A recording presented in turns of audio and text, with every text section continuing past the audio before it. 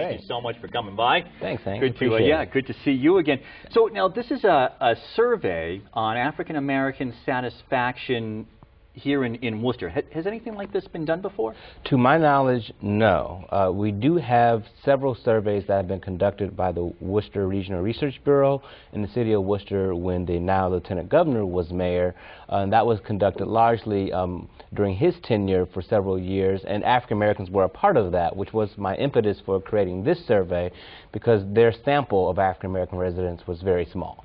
Now, it would seem to me that when you're doing a survey or a study like this, that there must be so many subgroups. You have somebody who maybe literally has been here in Worcester from Ghana for a month. Mm-hmm. You've got somebody who's, you know, fourth, fifth generation living in the city.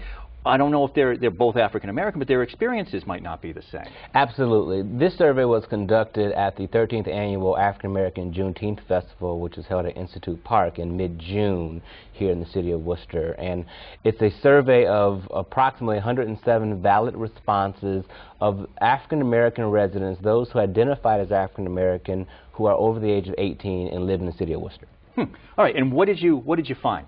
Well, there's a lot of findings. Unfortunately, most of the findings are negative in terms of African Americans' views of the city in multiple areas. For example, 81% of the respondents, of 107 respondents, say that they are dissatisfied with the quality of public services, a variety of public services, and I'll talk about those in detail in a moment, perhaps.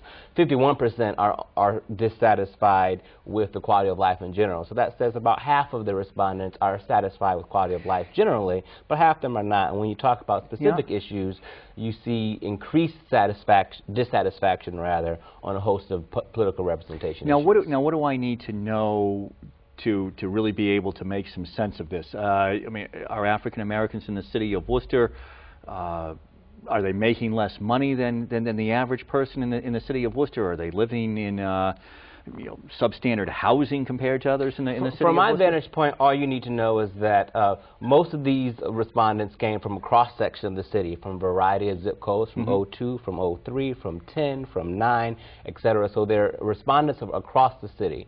And this survey was important because, again, the other surveys that have been done that have asked residents in general about their satisfaction with municipal services had a very small African American sample. So this was a purposive sample, meaning that I directly targeted African Americans to fill out this survey and to provide some valid responses. 81%. Right, and I did that because the African American population, along with Latino population in this city, has increased dramatically since the 80s. And now it's upwards of 25 to 30% of the population if you combine it with Latinos. There's about 45,000 African Americans in this city, 45,000 rather minorities in this city, 15,000 of whom are African American. And so there's a large population, roughly around 7 or 8% of African Americans in this city, which is at parity with the state African American population. And it's much larger than what it has been, where it was around 1, 2% or fewer percentage points for the last 20 or 30 years. And so the argument is, with a city that has 25% minority population, that there are several areas that the city should be better responsive to in terms of their needs. Yeah, it'd be interesting too. I mean, maybe you get somebody on. You're going to kick this around a little bit with the city, and they are aware of the findings. I have. I've had the fortunate opportunity to meet the mayor and go to a few city events lately, and they are aware of some of the data. Some other data that this survey was attached to, but not directly germinating from this study, was I did a brief study of the 2009 city personnel employment data. And I got this data from the Human Resources Office, and it finds that of about 1,300 city employees, only about 10% of them are actually minority.